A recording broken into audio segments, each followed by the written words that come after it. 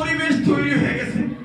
আল্লাহর দিকে চায়া আপনারা সবাই যদি বলেন, সহযোগিতা করেন, সবাই যদি দোয়া করেন, আমরা একটা হক ইনসাফ ন্যায়ের রাষ্ট্র আমরা এখানে দেখাইতে পারবো।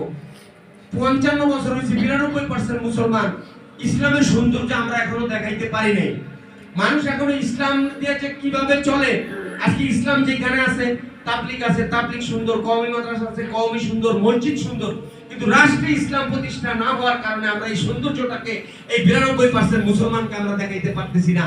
আজকে এটার একটা সুযোগ আসছে, ভোলা, বরিশাল সহ এই এলাকা চরমনায় ইসলামী আন্দোলন, ইসলামের দুর্গ।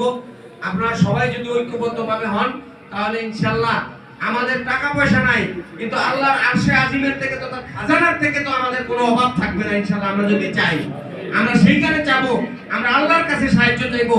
সবাই দোয়া করবেন, সবাই রোজা রাখবেন, সবাই নামাজে দোয়া করবেন যে ইনশাআল্লাহ একজন আলেম প্রার্থীকে যদি এক ভোট না দেওয়া হয়, তাহলে ইসলাম পরাজিত হবে, নবীর আদর্শ পরাজিত হবে।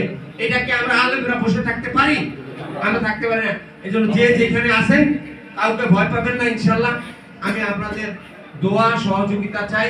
আগামী 12 তারিখে ইনশাআল্লাহ আমাদের এখানে অনেক হুজুর বলছেন যে অনেকে আমাদের মা বোন পাঠান না। শুনেন, আপনার একটা ভোটের যেরকম দাম, ঠিক দিন বিজয়ের জন্য, দিন প্রক্রিয়ার জন্য একজন আমার মা বোনেরও ওইরকম দাম। তারা পর্দার সহিত যাবে, খাস পর্দার সহিত যাবে। যদি হুজুর বলছে না যে ডাক্তার যেভাবে, মানে রোগী যেভাবে ডাক্তারের কাছে যায় ওইভাবেই যাবে, পর্দার সহিত যাবে, পর্দার সহিত যেভাবে সফর করে এইভাবে করবে। আল্লাহ তাআলা আমাদের হিম্মত, শক্তি, সাহস বাড়িয়ে দেখ। আমাদের সবাই একটু তাহাজ্জুদে দোয়া করবেন। রমজানের রোজা রেখে, এখন সামনে রোজার সিজন আসছে, আমরা তো এমনিও নফল রোজা রাখি।